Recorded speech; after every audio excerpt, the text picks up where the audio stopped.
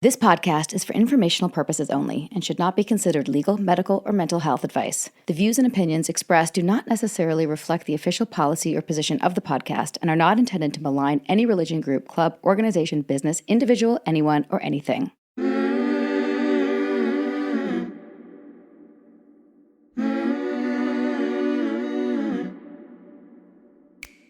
I'm Sarah Edmondson. And I'm Anthony Nippy Ames. And this is A Little Bit Culty. Cults are commonplace now. From fandoms to fads, we're examining them all. We look at what happens when things that seem like a great thing at first go bad. Every week, we chat with survivors, experts, and whistleblowers for real culty stories told directly by the people who lived through them, because we want you to learn a few things that we've had to learn the hard way. For example, if you think you're too smart to get sucked into something culty, you might be prime recruitment material, and who knows, you could already be in a cult. If you're not aware of your programming, you're probably being programmed, so keep listening to find out.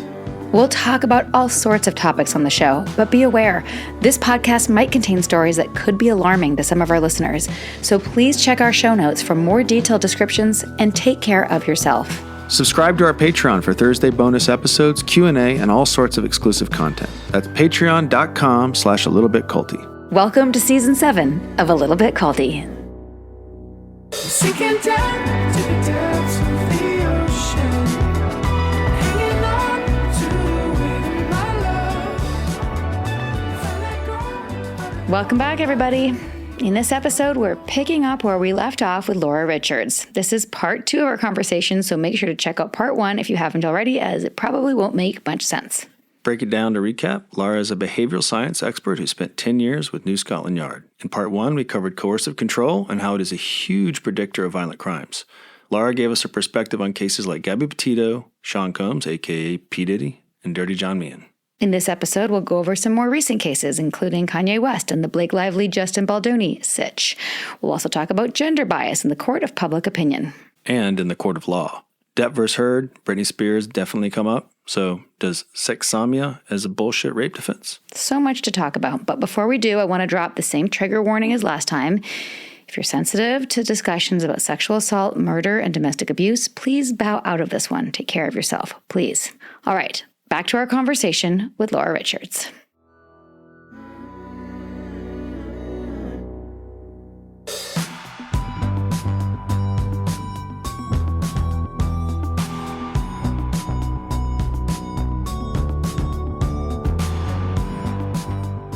So I have a habit of coming up with the podcast title as I'm talking to the guest, and the thing you've said that really struck me is liberty crimes. And this is the through line of coercive control and all these topics.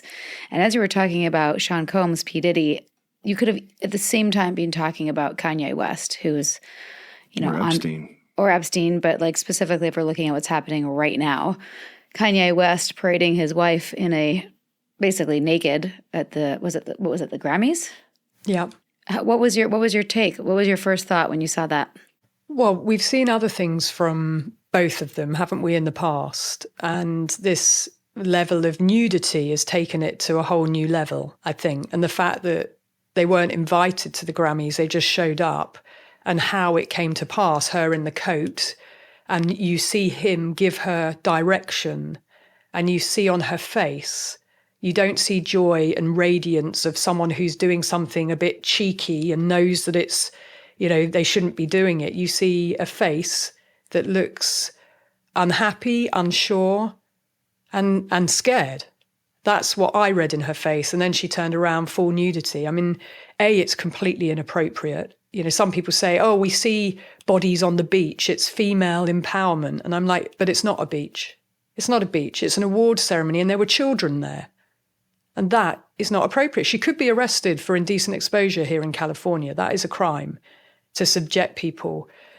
But what you see is his direction to her, and that's what I take issue with. Does she have her own agency? Does she have her own autonomy? Is this something that she would choose to do before she met him? Did she dress like this before she was with him? And the answer is no. And why does she look like Kim Kardashian? I mean, the morphing of the two, it feels incredibly uncomfortable, not because I feel upset seeing the female body, because I don't. It's about it feels very insidious, the way that it happened. And I think most people seeing that were uncomfortable with it. And you can rationalize it and say all these things, female empowerment, da da da da. No, that's not it.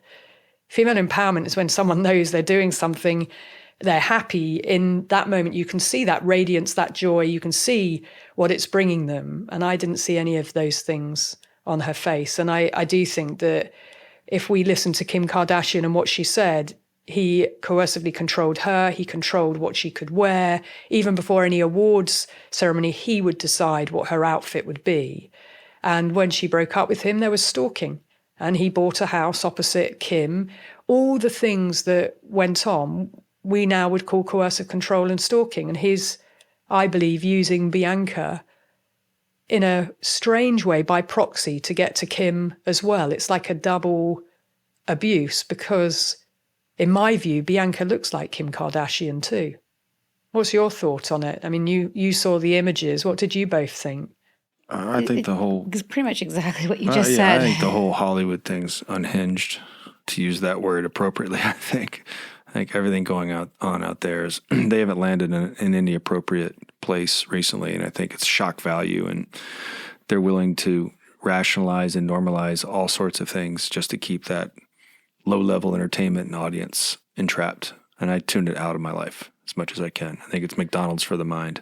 That's my take on that. I mean, I try to tune it out, but also I follow a lot of people on social media like yourself and Dr. Cochiola and people who are talking about coercive control. So I see the dots being connected. So it's not like I'm reading People magazine, right? I'm reading the commentary on these things, and it's shocking. It's also, it concerns me that, a young man who doesn't follow your work or our podcast or whatever will look up to somebody like Kanye and see that and normalize it or think it's okay. And I mean, never mind the website with his hatred for Jews, with his anti-Semitic, the merch that was shown on the Super Bowl. Like, that's a whole other topic.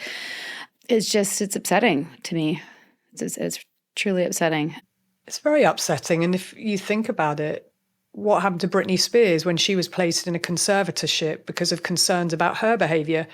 I mean, her behavior was nothing compared to what we've seen from Kanye Ye or whatever he's calling himself these days, and the swastika and all of this stuff where you would expect an intervention, right? Because he clearly has got a lot of problems. But majority, I think, of his problems are wrapped up in entitlement. He just thinks he can do whatever he wants to whomever he wants, and there's no stop. And Britney, having followed her case, the way that she was treated and pathologized and put in a conservatorship and her freedom taken away, when she showed far less concerning behaviors in comparison to some high-profile men, and I'll put Sean Combs in there too, as well as Kanye West. But really disturbing. I found it deeply disturbing to see her like Absolutely. that. That's been on our list from the beginning, actually, to cover her case. But, I don't know if we'll ever be able to talk to her specifically. Is there someone that you'd recommend that we talk to dig into that? Or is that, I should ask you to begin with, what's happening with her case? With Britney? Yeah. So she has been out of the conservatorship for some time now. She had a brilliant lawyer who really fought very hard for her and effectively won. His name was Matthew. I can't remember his surname, but he did a fantastic job. And she's just recently been reunited with one of her boys because she didn't have a relationship with her boys either. She lost pretty much everything. And she's very active on social media. So you can see that there are still some issues. She definitely she's someone who needs a lot of love and support. But all her life, she's been controlled. And I think, when you see, for her, she had coercive control in her life and everything was about her performing. And so now what we see is her behaving in exactly the same way as what she did as a child, almost stuck in that. And she unfortunately she got married and he ended up divorcing her and leaving her. So, I mean, I think it's great that she now has a relationship with her children, because that's obviously been a real heartache for her, of being seen as crazy and then separated from her boys, because it seems that everybody took advantage of her in that situation. And that's the sadness that I feel. about how a woman can be pathologized. Well, when you look at everything that she went through and the way that she acted out was in a trauma response. Even shaving her head was because she was fed up of being sexualized. She couldn't articulate it like that, but she had had enough. And she didn't want to be seen as this sexual object. So I think when you compare the two, you know, Britney had a father trying to control her. Kanye, his mother died. And is there anybody else in his life who's going to make that intervention? I mean, Bianca's now saying that she's concerned about him. Well, we've all been concerned for a very long time, but does she have any power or agency to do anything about it? The double standard that you just described, like imagine just for a second that Britney Spears had a boyfriend and she made him go onto the red carpet in a sheer outfit, aka totally nude. He'd get arrested. Yeah, I mean, 100%. Let's ask a Hollywood question. Is it? Oh, this is honestly, it's so enjoyable, don't you find? Because I feel. I want to get into. I mean, I hate it, but I love it. Well, I don't know. All the things. I don't All the like things the of hate, love. the I know what you rubbernecking mean. of it. Yeah. The rubbernecking of it is what I don't like. But I will ask the question: how do you feel? I know we've had this kind of thrown at us a lot, the cult of Hollywood. And do you buy into that?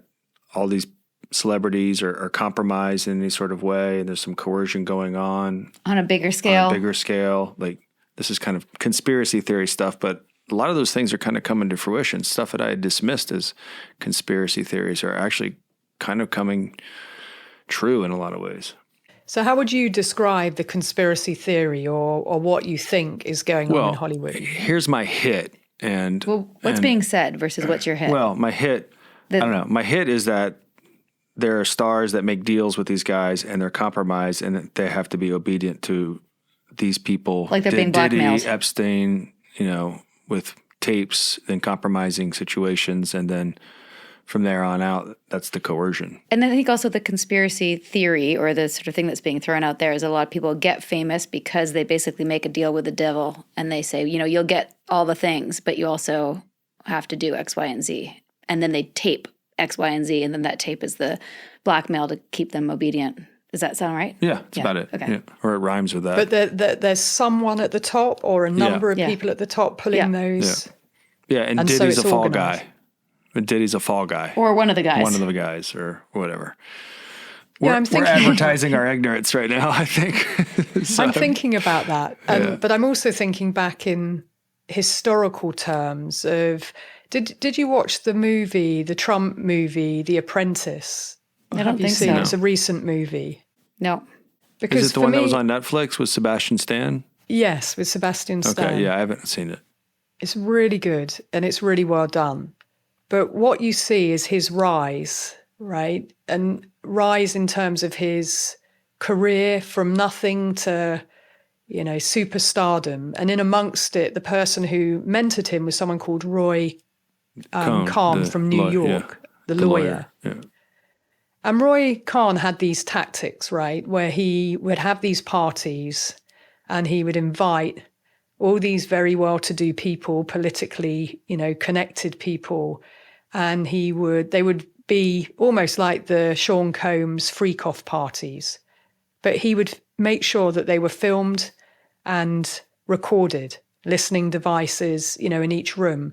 And he would use those encounters to leverage what he wanted whether it was representing Trump and he wanted to get another building put up and therefore he leveraged the people in charge because they had been at the party and he had the tape. Wow. And for me, I think that's where a lot of it has come from, that people have seen how successful he was at controlling people. So we see the mirror image, Epstein doing the same, right? Epstein having girls and women brought to him, having these parties, recording. Do you remember his Manhattan property and also his Miami property, Epstein's? He got the tip off before the raid. Someone in law enforcement told him, so a lot of the physical evidence disappeared, certainly at the first house in Miami. Well, you see Sean Combs doing the same thing. And there's a part of me that thinks that, like with anything, you learn what works. If you want to do something and you want to never be held accountable for it, because that's how they think, right? How do I get my needs met? and get away with it. And they spend their time thinking about that and watching and learning the tradecraft. And that's what I call it. It is a tradecraft, and they use that blueprint. And that's what I think is going on. On Crime Analyst right now, I've been covering a case in the UK that's precedential. It's a case of sexsomnia, right? Allegedly sexsomnia. And you've probably never heard of sexsomnia before. And neither had I before Jade's case, right? Her case was she had been to a friend's house. They'd been out for the night. She stayed over at the friend's house, and she woke up and believed that she had been penetrated. That was her body, everything telling her, and her clothes were all in disarray, and the guy whose house it was on the other side of the sofa. She knew that he had done something. She confronted him. She then leaves, calls her best friend on the phone, and the police are then called. Her best friend says, you must go to the police. So she does everything right, and he is arrested. But then his lawyer says, we want to do this test on Jade, 15 questions to see whether she has sexsomnia. Maybe she had this sleep disorder that's quite rare, that she had sex in the night while she was asleep. And the CPS, the Crown Prosecution Service, said, yeah, let's go ahead with this questionnaire. 15 questions about her sleep habits. From there, never even meeting her, never hooking her up to any machines, never doing any clinical work, never speaking to her partners. 8 years she was with one of her partners to find out about her bed habits. They diagnosed her as having sexsomnia, and the Crown Prosecution Service closed the case. She then questions that with a lawyer from the Centre for Women's Justice, and they basically sue the CPS and they win, that the case should never have been closed. How could they diagnose her? The point of why I'm telling you this story is that since Jade's case and the case being closed, there are all these cases all across the world popping up of sexsomnia, where a man's been arrested and then he claims sexsomnia. There's just been a case in Sydney and he was just acquitted. There was a case in Oxford days ago. He was just acquitted. And the thing is, these people look for what works, what gets you off the hook, or what gives you the leverage. And certainly if you're a coercive controller, you just want to get better at what you do. And I think that there is a lot of that goes on. And when you're a celebrity like Sean Combs, that celebrity profile where people want to get close to him, or they want him to promote their music or make them a star or whatever it is, that power of celebrity increases it even more, because people wanted to go to these freak-off parties. People wanted to be there. Some of them didn't know the depths of his behaviour and how diabolical it was. But I do think it may well be as simple as diabolical men do diabolical things, right, and they learn how to get better at doing it and getting away with it. And they always have the element of surprise because nobody would suspect that kind of behavior. From them in particular, right, because most people would say, well, he was charming to me. Oh, he helped me out. You know, and the charm part, I think, is such an important component. When they want to turn it on, they turn it on. And that's why anyone can be manipulated. The art of manipulation, as you both know, is doing something you wouldn't ordinarily do. You don't know you're being manipulated because they're so good at forcing you. It looks like it's your free will, but you do something that is not something you would normally do. And that manipulation, when it's reinforced by other people and you see them, I mean, certainly in a cult situation, you like these other people and you think they're sound people. Right. Everything looks good and it's ticking so many boxes. And I remember in Sarah's book, that one moment, the illusion of hope, is when you really see him, that this is all an illusion, but what you were doing was authentic. You were selling people on authenticity, not on dressing something up and pretending it's something. So you see these little moments, but majority of the time, you know, because charm and charisma is a characteristic of a psychopath, they can turn it on, that Jekyll and Hyde of what we see. You've got to be looking out for these types of traits. Hey, Culty listeners. As you probably know, Nippy and I are working on a manuscript for our first book together. And as you probably also know, maintaining control is important to us. That's why we've decided to produce our book with the Self-Publishing Agency, or TSPA. Unlike traditional publishing, where you're often left waiting for months or even years to get your story out, the Self-Publishing Agency lets you take control of your timeline. You'll have complete creative freedom with insights and guidance from pros in the publishing world. So if you're like us and you have a story or a message that's burning to be told, we highly recommend TSPA as your go-to partner. They offer everything you need, from expert editing and eye-catching cover design to marketing and distribution strategies that really make a difference. They make the entire process seamless and inspiring so you can focus on what matters most, telling your story. Go to theselfpublishingagency.com. That's the SELF publishingagency.com to start your very own publishing journey today. Enjoy.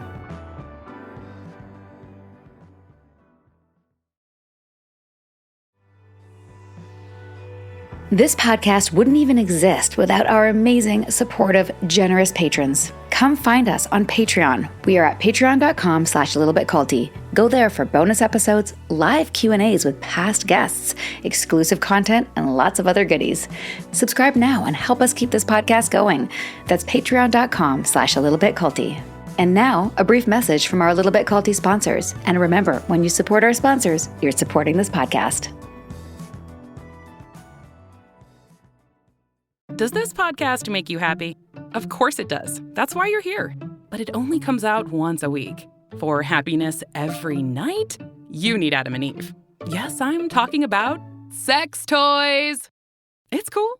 You have earbuds in, right? Adam and Eve, America's most trusted source for adult products, has been making people very happy for over 50 years. With thousands of toys for both men and women. Just go to adamandeve.com now and enter code IHEART for 50% off almost any one item, plus free discreet shipping. That's adamandeve.com, code IHEART for 50% off. You've heard from our sponsors. Now let's get back to a Little Bit Culty, shall we? We hope that this and other episodes where we talk about coercive control helps to give people the template and, the lens to view these dynamics properly. And I know that you and I talked about it on your Patreon and on your podcast about the very current and controversial case of Lively versus Baldoni. And you've been knee deep in it, knee deep in all the court cases, which I promise you, I will never do. I will never do it. I don't know how to do it. Legalese, it makes my head spin. So I'm relying on your expertise here. And I know it's yet to be determined, really, because it hasn't transpired. But given your expertise, do you care to share your current perspective, or is it too soon? Well, you're not the only person whose head is spinning, Sarah. The intention behind what's been going on is to make heads spin. But the legal documents are a lot. 224 pages from Justin Baldoni for his updated complaint, 168 for the timeline. Not many people are going to wade through those documents along with Blake Lively's legal complaint, which is 89 pages long. And I have to say, I've only just finished reading all the documentation. Once I got to the end of the original, I think it was 179 pages that Baldoni had, they then updated it up to 224. And I think it's very hard for people to understand what's really going on here. And I thought that you probably would go there and ask this question, about this case. And it's, on the face of it, when you look at what went on with the actual movie itself, there is a clear timeline of certain events happening and Blake Lively complaining, as in calling up Sony and stating that she had concerns for the set being safe, but also for boundaries. And that first phone call happened on May the 29th, 2023, just after the romance montage. And that romance montage is also a video that was leaked to TMZ by Brian Friedman. Okay, so that montage video is the 9 minutes of them dancing, and it's not meant to be speaking. It's meant to be them lost in their own world together. And what we see on camera, people see different things. For me, what I see on camera is a woman creating scaffolding to keep a space invader out of her space. And she's constantly saying, and I say scaffolding because she's looking at ways to push him back out of her personal space. And I don't think there's a woman walking this earth who has not done that before, who's tried not to be rude, who's really carefully just trying to boundary the person and do it in a nice way and not be seen as the problem.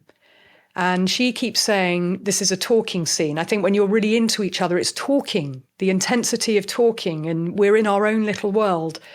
And she's referring to the script because that's what it says. But he keeps going in and space invading around her neck, around her mouth, and smelling her and doing these things. And 4 times she says talking.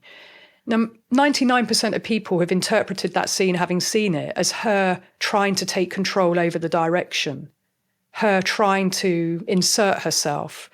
I don't see it like that. I see it as her referring back to the script, trying to remind him that this is what it says. But the problem is he's the director and the producer and the actor. So you haven't got an independent person calling it.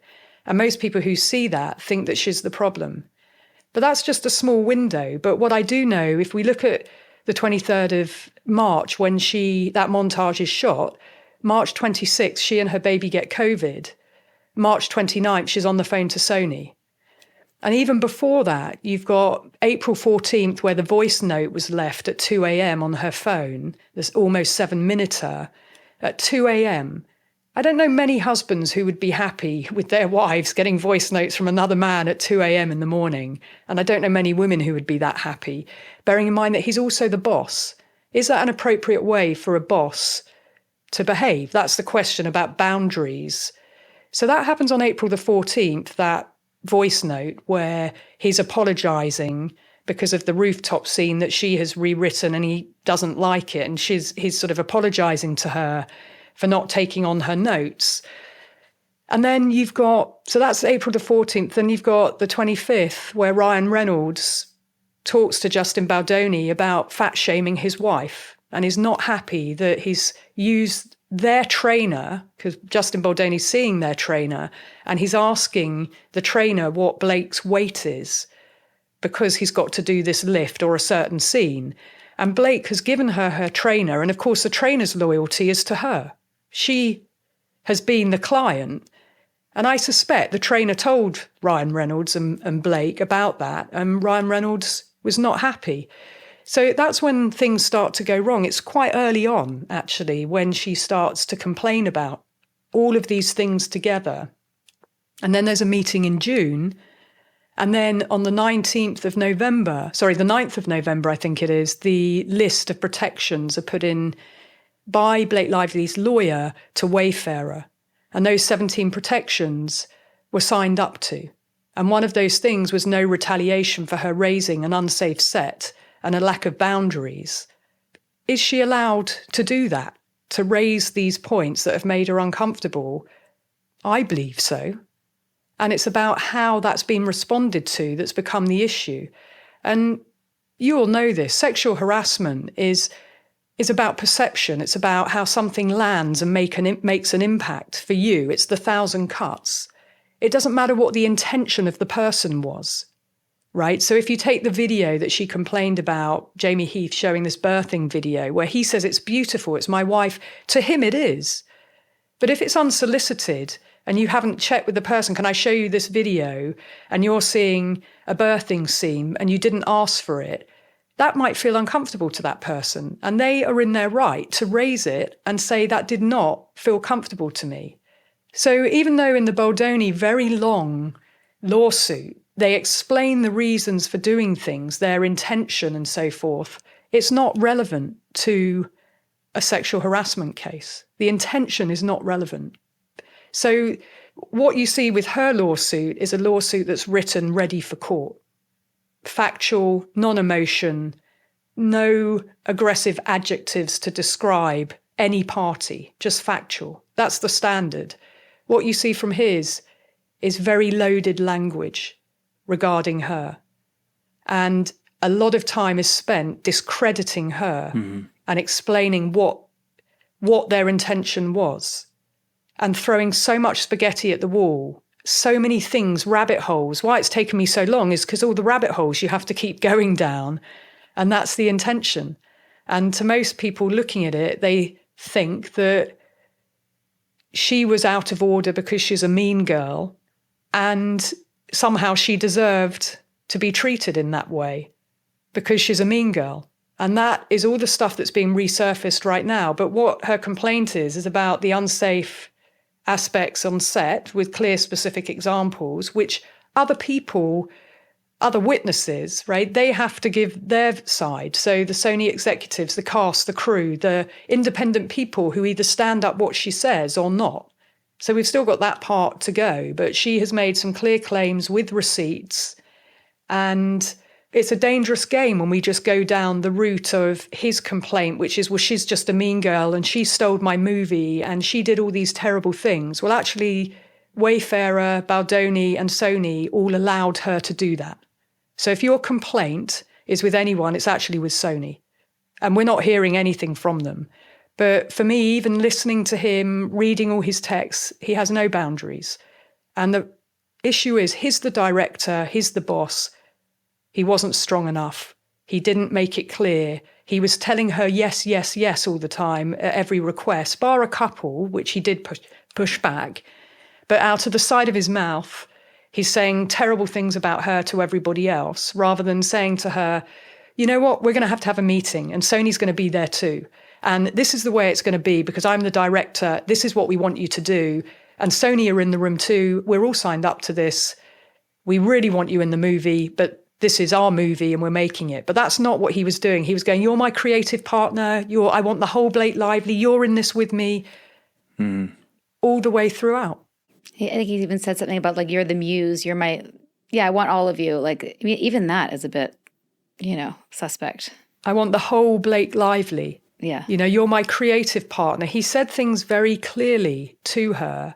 And then he's upset she stole the movie. Well, a lot of A-list celebrities do. Right? They do make these claims. Many of them do then want to be on the production side. They do want to be the executive producer. They do want the producer credit. And some of them go into directing. That's not unusual. We saw it last night. We were at the Captain America premiere. And there you see some of the actors involved as EPs. And that's what we tend to see. The challenge is, for some reason here, majority of people don't know how the business works. And the things that she has done and said, they're holding her up to a very different standard. But did Sony allow this? Did Wayfarer allow this? And in my view, yes, they did. And it's weak management. And it probably comes down to much more, he has no boundaries. And I don't believe she caught feelings for him, which is all the BS that's going round in Hollywood right now and elsewhere. Because when you see that montage of them dancing, if she had feelings for him as a mum of 4 who's just had her 4th baby, why is she pushing him back all the time? She's not leaning into it, she's leaning away. It's so important because I think it's become, well, it's indicative of everything else we've seen right now, just like Heard versus Depp and red versus blue and black versus white. It's now Baldoni versus Lively, and like people doing hashtag whatever side they're on. And it's like, what's the word? Juvenile, but also it's embarrassing that this is where it's actually, it makes me mad that you, with all of your experience, is sucked into this spat. You know what I mean? Like that this is taking up your time when other people are being, murdered, and you could prevent that. Do you know what I mean? Like this is a sign of our pettiness as a society. And I don't like seeing, frankly, people that I like and respect jumping on the bandwagon without that perspective. And, time will tell and the lawsuit will play out. But ultimately, I think what you're bringing to the conversation is really important. I think we always have to go back to the facts and the evidence. And ultimately, it will be tested in court if it goes to trial. What Brian Friedman has done very aggressively is have it all done in the court of public opinion.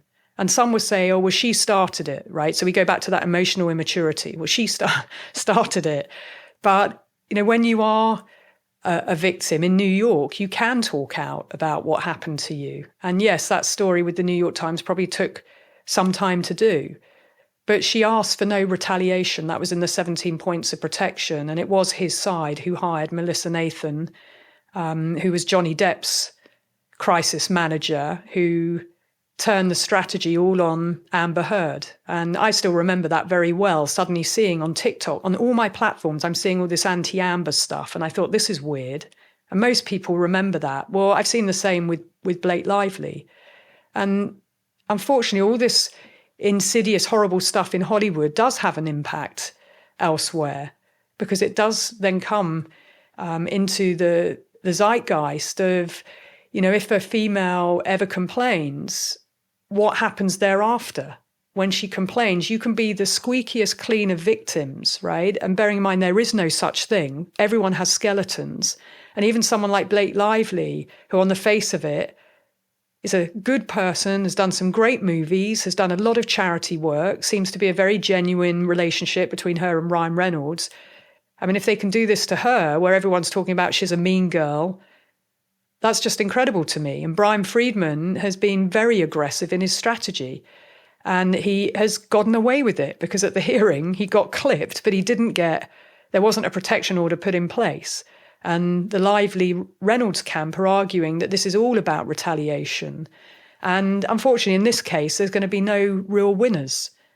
Baldoni's team have gone into overdrive, feeding stuff into the public zeitgeist, like literally feeding everything into TMZ, and everyone's lapping it up. And, I do genuinely feel throughout my work, the story has always been the same. And the story is that when women report and raise the alarm, they're not believed. And they're made to look like the problem. And that is a pattern that repeats every time. It doesn't matter who you are, a celebrity victim versus Jane Clough in Lancashire, who's reported to police. Micah Francis in South Carolina, who's reported to police. And she ends up dead, because we don't take women seriously when they do, and look at the cooling effect that this may well have. So I do think it's an important case, although I do understand what you mean. It has been very time intensive and resource intensive. But I think for me, it's an important one to understand what's really going on here with this power dynamic at play, which we all saw when the movie first premiered. And, coercive control is about a power imbalance. So is there a power imbalance here? People are saying that it's Reynolds and Lively who had the power, but I don't believe she had that power in the movie. I believe she continuously asked, is it okay if I do X, I do wardrobe, and he kept saying yes. But there were times when she went to the studio, and should they have said no? Look, I'm not a studio executive, but there is an independent intermediary there that could have nipped things in the bud. And I think when you're in leadership or supervisory roles, you have to nip these things in the bud, because what we've seen is this escalation that even after the movie was a success, it's been damaging to both of them so far, right? And everyone around them. So if this had been nipped in the bud, we talked about things on a continuum, you get into intervention and prevention far earlier to make sure this doesn't happen again. And I think that has to happen. And I don't like the idea of the social manipulation. I think that's a huge problem, particularly present day, of astroturfing and bots and, an artificial sense of the echo chamber or the zeitgeist, it being manipulated, and therefore we are all being controlled. And that really bothers me, coming back to the question of, a higher being or something controlling us. For me, that is mind control. When you are on social media and all you're seeing is that Blake Lively is a mean girl and all these clips of that don't look so great, and that's all that's coming up, or Elon Musk, when you don't even follow him, because we are being mind controlled to that respect. So I always ask people with any case to have critical questioning. Don't just accept anything that you see, and don't believe her because she's a woman or you don't like her. Because we do know from Harvard studies of the Helmut Heidi study. Have you heard about this Harvard study? Mm-mm. It's really, for me, what this is wrapped up in. The Helmut and Heidi were on par with each other, both very attractive, super smart individuals, got brilliant test results. They leave Harvard, they're both likable. But then she starts to succeed, and her succession in terms of her career goes up, but her likability goes down. Where he's succeeding, it also we also see his likability increases with his success, whereas the more successful Heidi is, the less likable she becomes. And that's a gender bias. And someone like Blake Lively and Amber Heard have to overcome that gender bias that is invisible in all of us, this little part where we judge a woman and hold her to a different standard than we do a man. Because you can still be Harvey Weinstein and be called a disgraced movie mogul, a disgraced producer, even though he's a convicted rapist. But the media will still call him by, disgraced movie producer. And there was a rush for Rose McGowan and everybody who came forward to not believe them. Well, that's all wrapped up in this bias of who do we believe and whose account do we weight more heavily. And it tends to be, through my career of almost 30 years, in some cases, the man's narrative is just believed because he's a man. And it's as simple as that. And we're used to putting our trust and faith in men and male leaders and men knowing what's best. And who is she? And why should we believe her? We want 300 videos, we want 10 statements, we want eyewitnesses to corroborate it before we can even take the next step and investigate and believe what you're saying. So that bias, unfortunately, is there. And with these cases, it's all wrapped up in that. And the trolls are very vociferous. It gets very personal very quickly. When posting anything, what I see is people, and particularly women, personally attacking me. Oh, you call yourself a crime analyst, and all these personal insults. And I find that, fascinating. Because for me, the minute someone gets personal, they've lost the argument. I'm not interested in any further debate. That's it. Totally. But why do people take it so personally that you can't even have the debate and see two different sides and have that discussion? Because for me, not everyone has to agree with me. But the minute you start throwing personal insults and slurs based on my credibility, why does it get to that nth degree? Why do people get so invested, and particularly women defending a man? Because I see none of those men ever defending a woman, ever. And that, again, is the biasing, which you also have to look at the micro and the macro, the big picture. And unfortunately, the patriarchy does play a role. For more background on what brought us here, check out Sarah's page-turning memoir. It's called Scarred, The True Story of How I Escaped NXIVM, the cult that bound my life. It's available on Amazon, Audible, and at most bookstores. Highly recommend, of course, because she's my wife. And now, a brief message from our Little Bit Culty sponsors. Remember, when you support our sponsors, you support our podcast. Does this podcast make you happy? Of course it does. That's why you're here. But it only comes out once a week. For happiness every night, you need Adam and Eve. Yes, I'm talking about sex toys. It's cool. You have earbuds in, right? Adam and Eve, America's most trusted source for adult products, has been making people very happy for over 50 years. With thousands of toys for both men and women. Just go to adamandeve.com now and enter code IHEART for 50% off almost any one item, plus free discreet shipping. That's adamandeve.com, code IHEART for 50% off. Break time's over, people. Let's get back to this episode of A Little Bit Culty. It's a good one. In our 2 minutes that we have left, is there anything that we didn't get to that you were hoping to share with our Little Bit Culty audience? Well, just to say that, anything that feels uncomfortable for you at any stage, to trust your instinct and trust your gut. And that, for me, is one of the most important things, no matter who you are. If something feels off, sounds off, listen to your own intuition and not what other people are telling you about it to frame it. Trust your own gut. And that's one of the biggest lessons that I can impart across all of my work, and to be curious about things and people and ask more questions.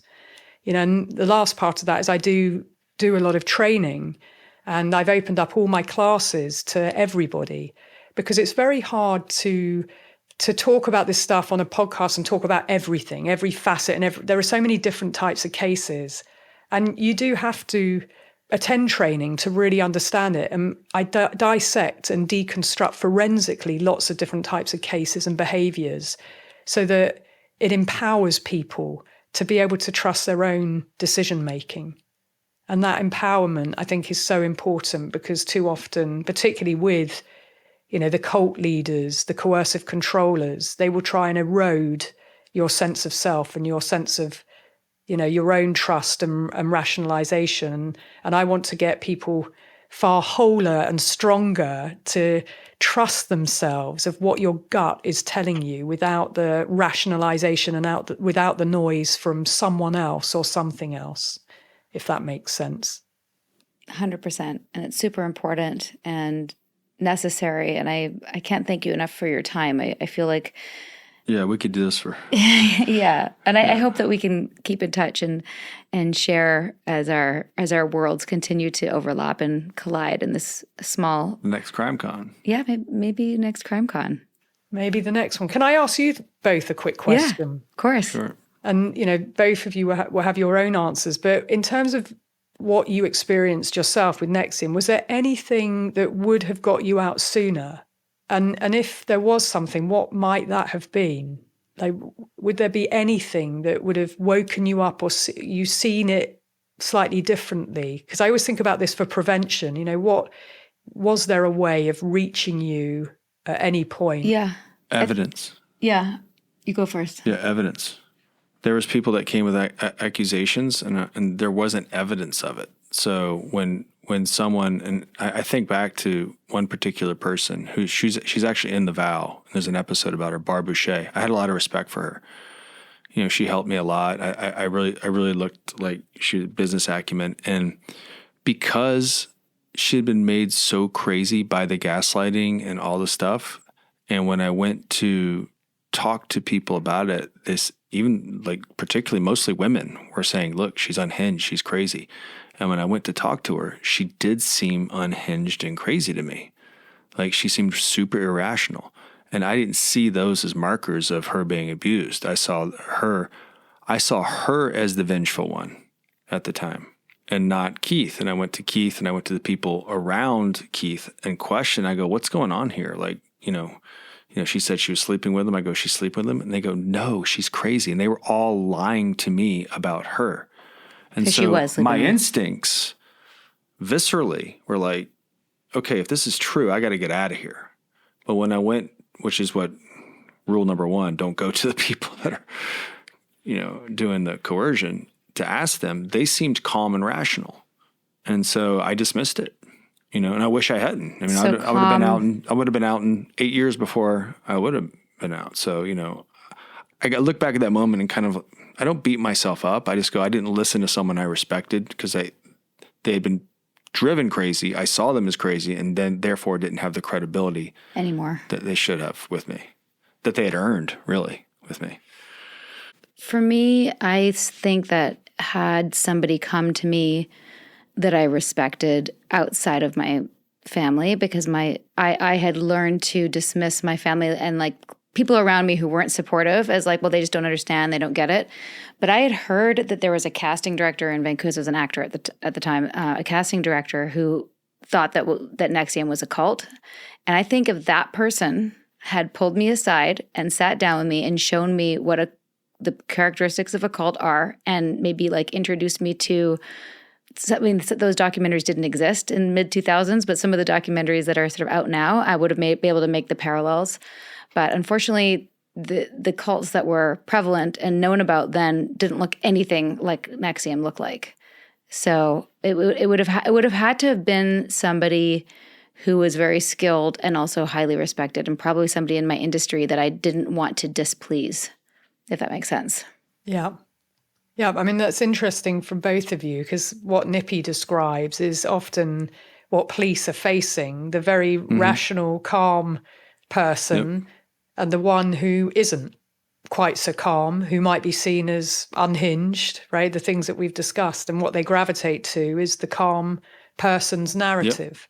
Yep. 9 times out of 10, that's what happens. And you just described exactly that. So it's very interesting to hear, of not going to those people and knowing what trauma looks like, i.e. the crazy making comes from the trauma. Mm-hmm. And then maybe the third party of someone who you respect, who has the evidence, or can point you to, because oftentimes I say to people, listen to this podcast or listen or watch this show. If they can't reach their daughter or whoever it might be, point the daughter in the direction of, because she might have that light bulb moment. And other times people say, well, would you speak to X and explain and hopefully wake them up? Because I do think we can reach people far earlier, and everyone is quite different. But evidence, of course, is very important. But Nippy, you did say everything in your instinct was thinking that there was a problem.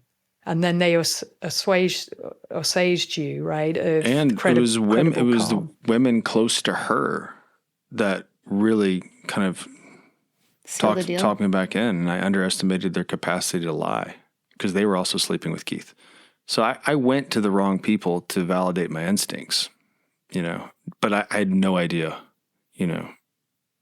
that's what was going on. I couldn't even conceive that was going on. It was so absurd that Keith would be doing those behaviors that when they said that she was crazy, I didn't press.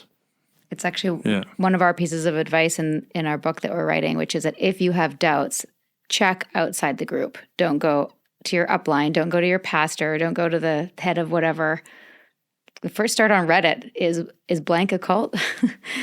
And look for other allegations or people who've left. Also, I'd been primed too that this is what people who do when they're attacking good. And, we had lots of prep for. I had all that rhetoric in my head, and I go, oh yeah, here's evidence of people suppressing, and so I had, and all that was just reinforced, and my instincts were dimmed, I guess you could say. Yeah, well, they knew how to leverage and how to play you. Because they study you, right? They know what are the things. And if you're an upfront and honest person, you say those things too. It's like, John Meehan with Deborah on the first date where she did 98% of the talking. And, she comes away saying he's a really good listener, and he's just got all this information about her, of the blueprint of how to control her. And so when you are upfront and transparent and you're in self-development, you're going to be sharing far more of you, aren't you? In those situations. There's an interesting caveat to this too that I remembered somewhat recently. They hired a private eye. Claire Bronfman hired a private eye at one point, and that private eye interviewed a lot of people that were close to Barbara, and he was asking me about her, and I said, "Look, I always got along with her. She was great with me. When I was up there to work on a film, and I had some time when it was delayed, which was never going to happen, she gave me a job, made sure I was paid, and she was very good to me. And I said something to the fact that I was sorry to see her go. And he looked at me and goes, do you know you're the only person that said something positive about her? And I go, really? And I thought, because you weren't in on the agenda. Because I wasn't and he just kind of looked at me I go, that can't be. She was like a leader in our organization just a couple months ago. Not everyone disliked her. And that was something to me that was I've never heard that story. I was like, really? That's bizarre. So she had been made villain number one. And again, I was peripheral, so I wasn't in the inner circle, but I guess everyone in there just made her so bad. And when they came to me, I wasn't in that inner circle. So I was just kind of yeah, she was. She was nice to me. So I just remember walking out of that going, that's all those people just threw under the bus. And I kind of did, I guess, too, in my way. But, We've since made amends. Yeah. That's so interesting. You say that, though. That moment of all these people turning on her quite so quickly can be the sign, right? That it was his shock that I said something nice about her that was alarming to me. I was like, all these people just forgot that she was kind of cool, So anyway.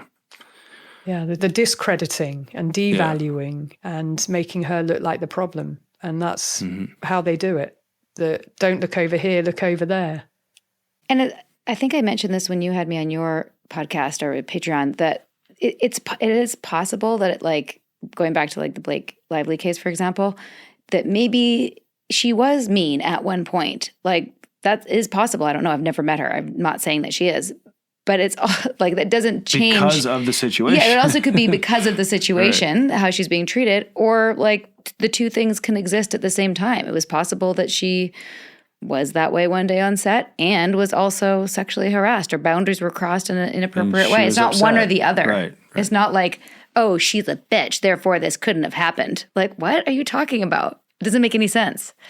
Exactly. I mean, she could be the mean girl, and I just think that's such a stereotypical trope because we never say mean man. You know, he's such a mean man. He's so difficult. I've never heard that across my career ever. Also, like, if she was so mean, like, I think that people would have figured that out But why did early he in hire her her? career. Why would he hire her? If she has this reputation, like, you know, why hire her? So I don't buy that so much. And I think if you look in any of our histories, right, we all have good days and bad days where you've said something or you've acted out or you've been short-tempered. We've all been there. So does that mean that for the rest of our lives, we're tarred and judged on those acts alone? Right? We're human beings. We're complex and complicated. And that's what I mean by women being held to a higher standard, that women are treated as she is being treated, in my view, worse than Weinstein and Epstein and, you know, some of these individuals who've done really heinous things.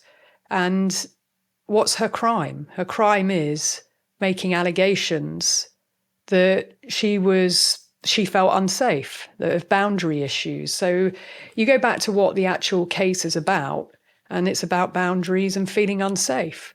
And it looks like, and we're here, if it goes to trial, of course, 90+% of these cases settled before. So we might not hear what the third parties have to say, but there were witnesses to these things, and apparently multiple people complained to HR. And so, you know, does that stand up? And if the chauffeur was in the car when he was saying certain things that Blake was uncomfortable with, if other people witnessed it and saw it, and that would stand it up. And that's where third parties do come in. It's not just in this situation, he said, she said, but normally when it's going to go to trial, there's a silence around the case. But that's not what we've seen here. We've seen this continued aggressive, she's still a mean girl, of things being resurfaced, and some of them aren't as significant to me. And like Sarah said, even if she said that or did that, does that still mean that people, you know, can make her feel unsafe? And when she got COVID and her baby got COVID, is that a legitimate concern about safety as well as the boundary issue? But to me, there's normally a number of things that have happened, and the timeline shows that she raised complaints multiple times. It wasn't just she filed, you know, in the California Civil Rights Department, she filed this complaint and it was in the New York Times, and that's the first thing that anyone has heard of it. There's a documented history.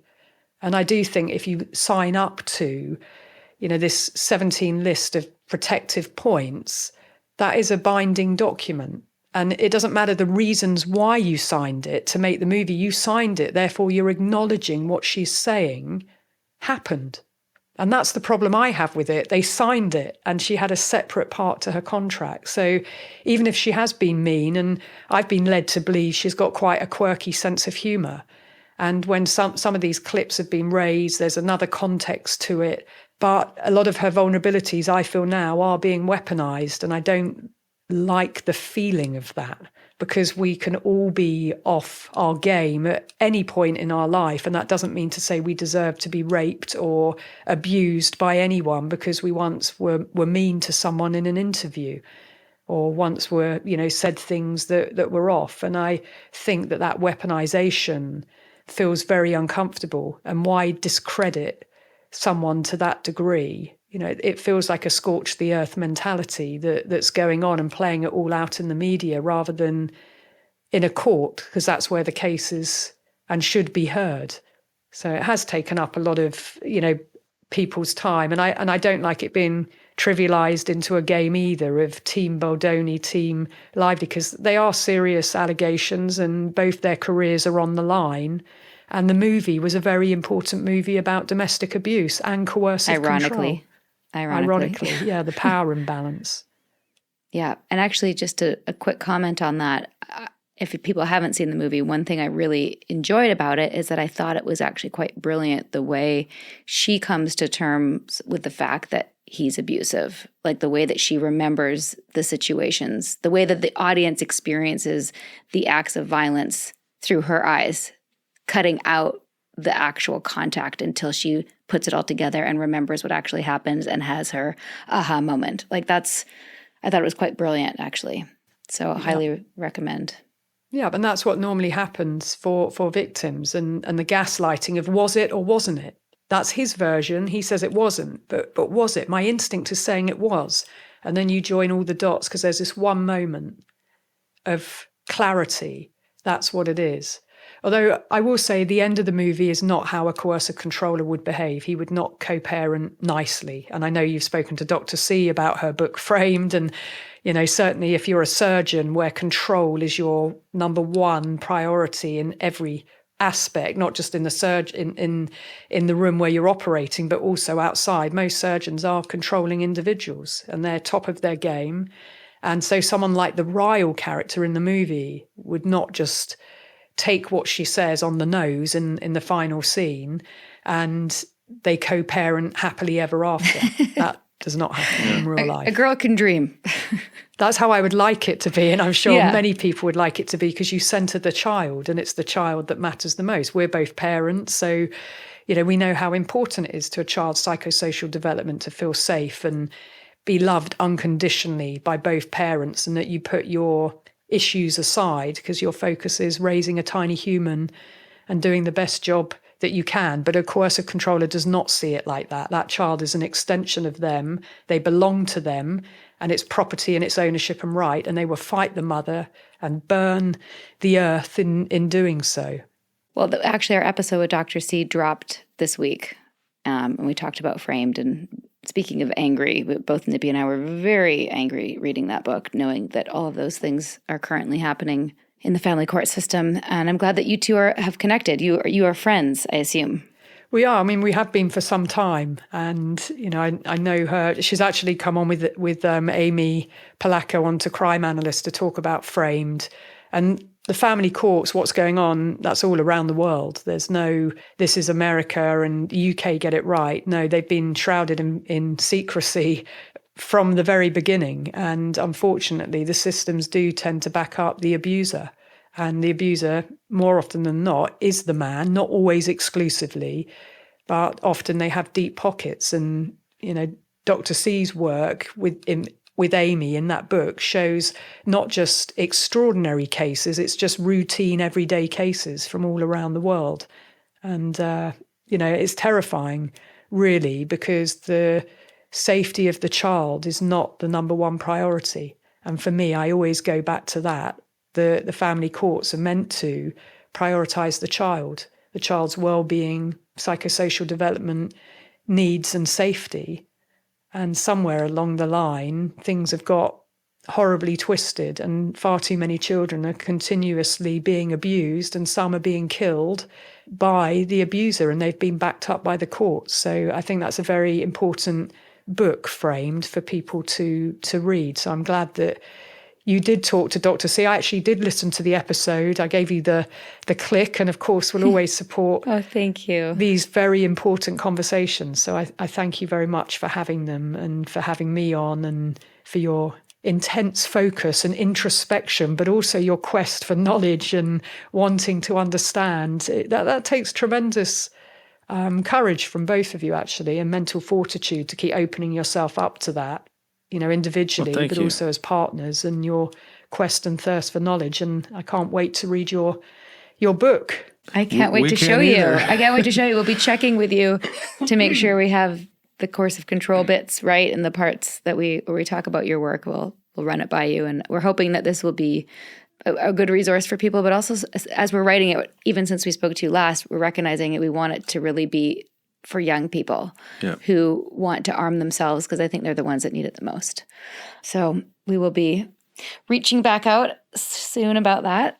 Well, I hope you'll come on Crime Analyst and both talk to me about your book. And I know people want to hear about it in the Crime Analyst squad. And I think, focusing it on young people is a very important thing to do, to get in early and to wake them up to power imbalances and unfreedom, of being dominated and feeling entrapped, because for me, they're the components of coercive control. Yes, it's a liberty crime, but it's entrapment and that power imbalance, someone having power over, and often young people and children they're the most vulnerable, aren't they? Because they're so malleable, Yes. impressionable. Maybe we'll even get it into schools. But either That's the way, idea. I know that we have lots to collaborate on in the future. And I love that we can call you a friend. And yeah, you're really inspiring to us. Thank you. Well, you both are to me. So thank you. I really value you both and have valued this conversation and just everything you stand for. So thank you so much. Thank you. Thank you. Do you like what you hear on A Little Bit Culty? Then please do give us a rating, a review, and subscribe on iTunes, Spotify, or wherever you listen. Or even better, share this episode with someone who you think needs to hear it. Maybe they're in a cult. Maybe they're a little bit susceptible. Just share the love. Thanks. That was amazing. I feel like we could have talked and talked and talked and talked. So much to cover. And these abuse cases have already gotten so much media coverage, but it's just really awesome to get Laura's professional perspective. And sexomnia. Jesus H. Unfortunately, for every high-profile case, there are so many we haven't heard of and haven't come to justice. Remember what Laura said, everybody. If you come across a situation where something feels off, trust your gut. Yes, and if you're in a coercively controlling environment, there are people who want to help you. Please check out our resource page to find them. Thanks for listening, and see you next time. Sinking down to the depths of the ocean, I'm hanging on to the weight of my love. If I let go of it all, I could leave, but I know I won't. A Little Bit Culty is a Trace 120 production, executive produced by Sarah Edmondson and Anthony Nippy Ames, in collaboration with Amphibian Media. Our co-creator is Jess Temple Tardy, audio engineering by Red Cayman Studios, and our writing and research is done by Emma Deal and Kristen Reeder. Our theme song, Cultivated, is by the artists John Bryant and Nigel Aslin.